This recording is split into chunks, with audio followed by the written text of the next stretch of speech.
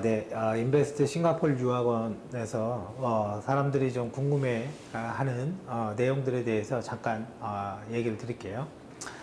뭐 다른 건 아니고 뭐 애들 교육을 하는데 왜 엄마가 아니라 아빠가 이렇게 신경을 썼냐 뭐 이런 질문들이 좀 있어요. 그래서 이제 그 부분에 대해서 설명을 드리겠습니다. 뭐 여기 뭐 많이 보셨겠죠. 여기 보면 3년간의 스토리를 그냥 간략하게 이야기 형태로 써놨는데 이제 말 그대로 그냥 간략한 이야기입니다. 그러면 이제 진짜는 매일 있었던 일의 일기장이 있습니다. 제가 그래서 있는데요. 일단은 애들 교육에 신경을 쓸 때 첫 번째 내용이 뭐냐면 이겁니다. 첫 번째는 싸움. 아마 느껴보셨을 거예요. 무슨 말이냐면, 공부를 잘하면 뭐 문제가 없을 수도 있겠지만, 공부를 부모가 원하는 목표 수준까지 못하면 항상 자식과 엄마는 항상 싸웁니다. 왜 이렇게 못했어? 그렇게 공부하니까 뭐 이게 되겠어? 그때 하라고 그럴 때 하지. 그리고 엄마는 항상 이 결과 학원을 알아봅니다. 이거는 저희 주관입니다. 그러니까 제가 틀릴 수도 있겠죠. 엄마가 항상 학원을 알아봅니다. 그러면 엄마들끼리 뭐 어느 학원이 좋대, 어느 선생님이 잘 가르친대. 근데 여기서 아주 웃긴 문제가 있어요. 아무리 잘 가르치는 선생님을 붙여놔도 내 자식은 내가 원하는 수준까지 공부를 못하더라 이거예요. 이제 그게 바로 이제는 문제인데, 그러면 과연 그것들은 선생님의 잘못이냐 아니면 학생의 잘못이냐, 이거를 좀 저는 이제 생각을 해봤어요. 그러면 선생님을 좀 바꿔주면 애가 성적이 확 오르더라. 어쩌면 그럴 수도 있겠죠. 근데 제가 대치동 학원들 이렇게 저도 찾아가보고 상담해보고 했습니다.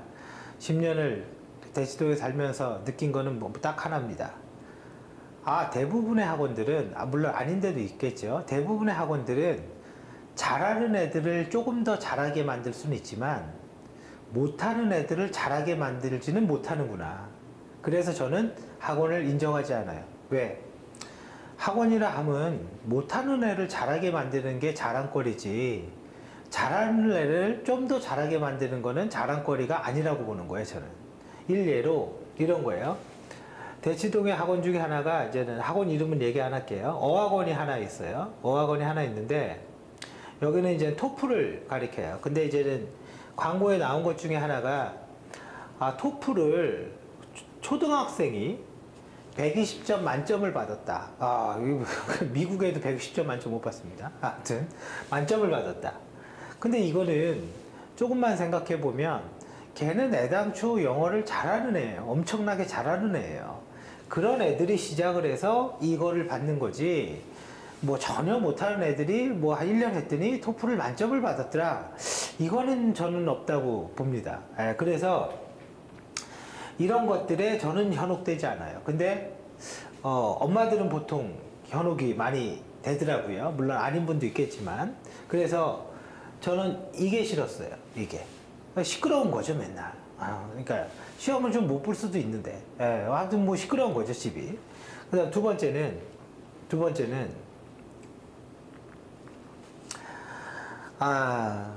싸움도 싸움인데 욕심.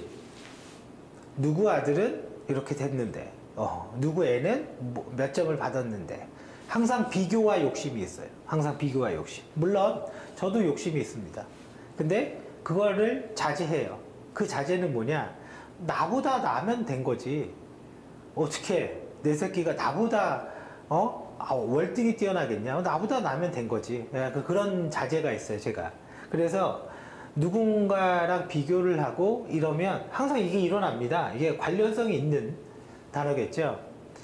자, 그 다음 세 번째는, 이게 세 번째가 사실은 중요한 내용인데요. 경험. 우리는 그런 얘기를 해요. 우리는 뭐냐면 저도 어렸을 때 듣던 얘기인데 너는 커서 내가 하는 일을 하지 마라. 결론은 부모가 한 얘기입니다. 그죠? 나보다는 조금 더, 나보다는 다른 일을 해서 훨씬 더 성공해라. 그죠? 근데 저는 그렇게 얘기한 적이 없어요. 저는 너는 커서 아빠가 이루어진 기반 위에 올라서라. 이렇게 말하지, 아빠가 이뤘던 거는 다 없애고 새로운, 그러면 여러분들의 오해를 할 수 있을 것 같아요. 그럼 기반이 없는 사람이 있지 않냐? 기반이 없는 사람은 없습니다. 무슨 말이냐? 이 경험이라는 건, 제가 말하는 경험은 남자들이 사회생활을 하면서 어떤 사람을 만나요. 아, 이 사람은 계산이 빠른 놈.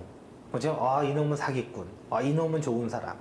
이거를 10년, 20년 하다 보면 그게 엄청난 노하우가 됩니다. 그리고 두 번째는 회사를 다니게 되면 어떤 회사를 나와야지 어떤 회사를 들어갈 수가 있고 얼마의 월급을 받고 실제 생활이 어떤지 남자들이 훨씬 더 많이 알아요. 왜? 직장 생활을 많이 하니까. 사회생활 더 많이 하니까요. 자영업자도 마찬가지죠. 장사를 하다가 실패한 경험. 저는 이제는 그 식당을 해본 적은 없지만, 예를 들어서 내가 식당을 한다면 식당의 재료의 거래처는 어떻게 하는 거지? 그게 다 경험이에요. 우리의 부모 때는 항상 그랬어요. 너는 내가 했던 거 말고 더 높은 거. 그러니까 내가 이루어놨던 거는 다 무시하고, 나의 경험과 이런 거는 전혀 의미가 없으니까 결과적으로 너는 너만의 길로 훨씬 더 성공하는 길을 가라. 이렇게 말을 했다고요, 부모들이. 이게 저는 잘못됐다고 생각을 하는 거예요. 내가 여태까지 살면서 부동산이 어떻게 올라갔고 어떻게 떨어졌고, 그죠? 대기업을 다니는 직장 애들의 스펙은 어느 정도 되고, 그리고 걔네들의 성향은 어떻고, 걔네들은 어느 정도의 월급을 받고, 그죠?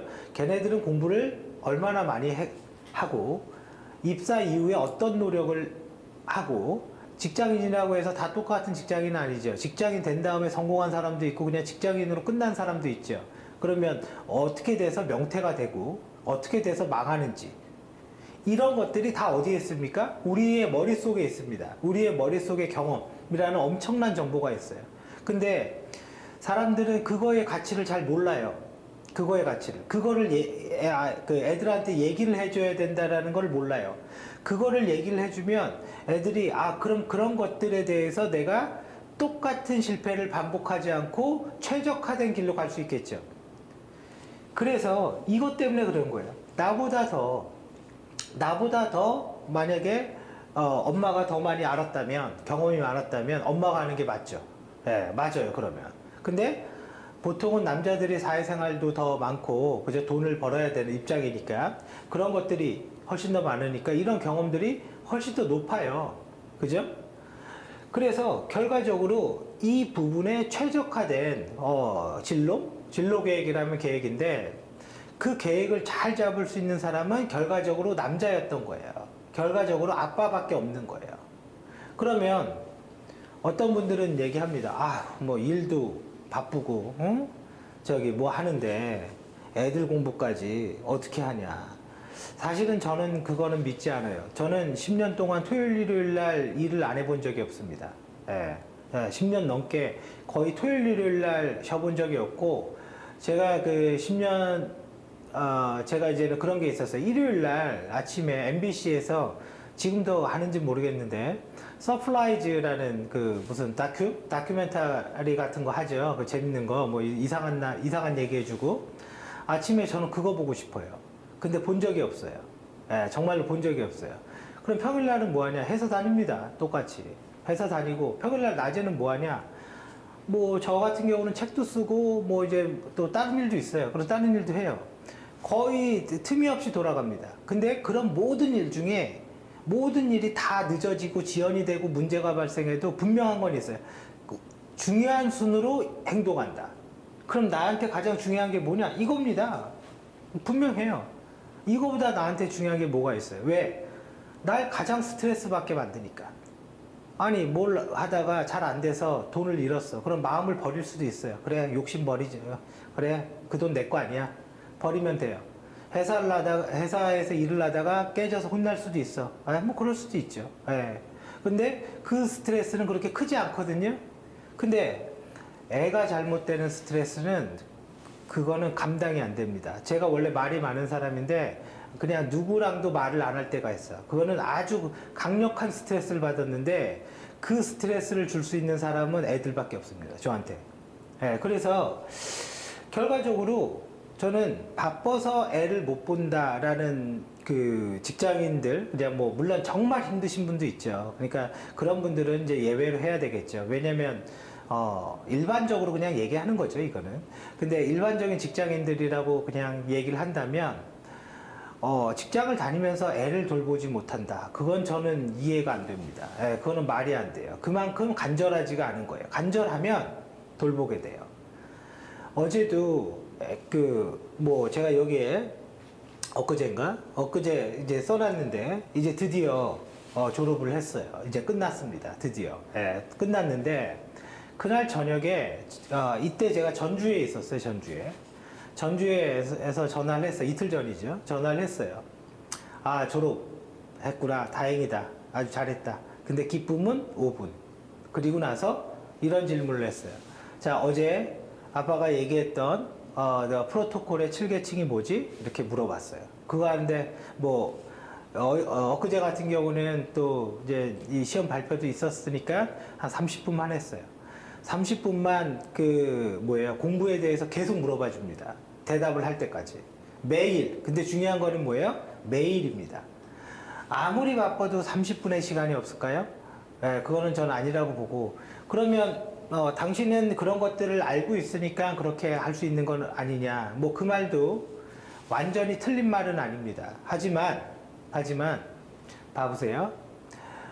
어렸을 때는 잘 모르지만 좀 나이가 들면은 신문이라는 것도 보게 되고 인터넷 뉴스 혹은 방송 뉴스 이런 것들을 보면서 어떤 글에 대해서 이해력이 빨라져요. 왜냐면 하도 나쁜 놈들을 많이 봐서. 그러면 예를 들어서 어떤 정치인의 뉴스가 이렇게 나오면 저 뉴스가 나오는 내용도 있지만 또 다른 모습도 점점 보게 됩니다. 그냥 뉴스를 고지고대로 안 믿게 돼요. 그 중에 대표적인 게 뭐 한 6개월 전에 그랬던가 6개월 전에 나왔던 게 강남 로또 아파트 뭐 사는 순간 뭐 몇 억 법니다 뭐 이런 거 있죠. 근데 그게 아까 잠깐 인터넷 보니까 그 로또 아파트에 청약을 해서 한 사람 중에 뭐 몇 퍼센트가 중도금도 못 내고 있고 거의 지금 포기할 실정이라고 합니다. 로또 사자마자 뭐 한 4억 번다 뭐 이런 뉴스였거든요. 근데 그게 처음부터 저는 아니라고 생각을 했어요. 저건 말도 안 된다. 그러면 그 얘기를 해주라는 거죠. 그 얘기를. 왜 로또 아파트라고 얘기를 하는지, 언론에서. 그리고 저게 진실인지 아닌지를 어떻게 판단을 해야 되는지, 추가적으로 어떤 자료를 봐야 되는지, 그 얘기를 해주는 게 학습이고요. 그 얘기를 해주면서 큰 애들은 어떤 사물을 봤을 때 이해력이 달라져요. 그러면 이런 얘기들은 누가 해줄 수가 있나요? 누가 더 잘해줄 수가 있죠? 아빠입니다. 왜? 사회 경험이 많으니까. 그것 때문에 그래요. 사회 경험이 많으니까.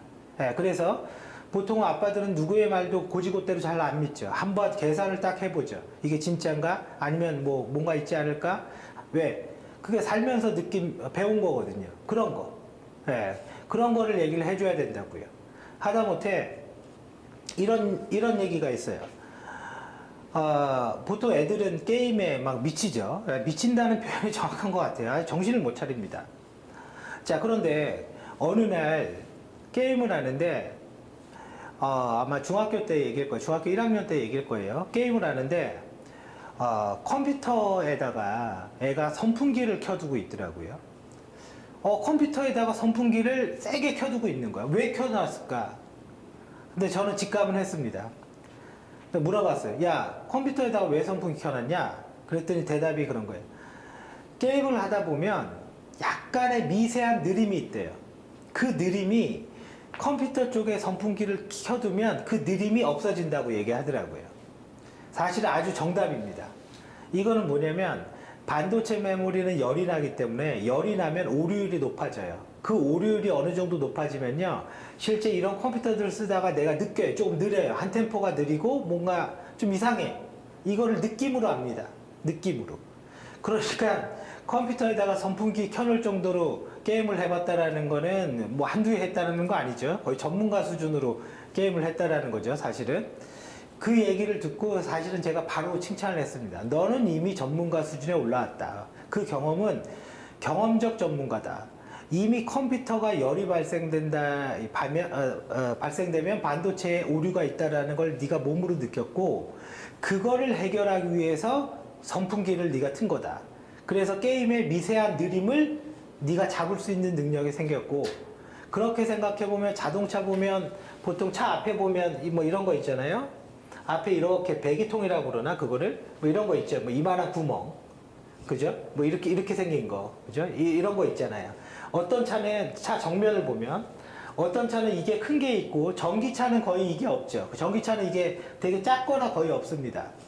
이게 큰 게 있는데 이게 사실은 그 디자인이 아니라 사실은 바람을 유입시켜 갖고 자동차 엔진의 열을 낮추는 거죠. 그죠? 그래서 이걸 물어봤어요. 이거의 의미는 뭘까, 그럼? 예, 그래서 이게 바람이 들어가면서, 그러니까 결과적으로 이게 크면 클수록 엔진의 그 힘이라고 그래야 되나요? 뭐 전문 용어는 모르겠습니다. 엔진의 힘이 좋다라는 의미를 얘기하는 거예요. 그래서 바로 그 다음에 이 얘기를 해줬어요. 결과적으로 제가 여기에서 말하고 싶은 거는 뭐냐면, 어떤 그 부모건 자기 분야의 전문적인 분야가 있습니다. 그게 이런 아주 상식일 수도 있고, 그죠? 아니면 기술적인 전문가일 수도 있고요. 아니면 직장 생활을 하다가 동료들 간의 어떤 마찰, 그죠? 그 다음에 젊은 사람들을 어떻게 관리를 해야 되는지의 경험, 젊은 사람들의 태도, 이런 게 다 경험이고 이게 능력입니다. 저는 이 기반 위에 이렇게 올라가길 바랬던 거예요. 내가 했던 시행착오와 내가 했던 문제점을 말을 통해서 전달을 해줌으로써 이거는 제끼고 이것만 하게 원했던 겁니다. 물론 아무리 이렇게 해도 어느 정도 시행착오는 있을 수밖에 없겠죠. 그래서 아빠가 해야 된다고요.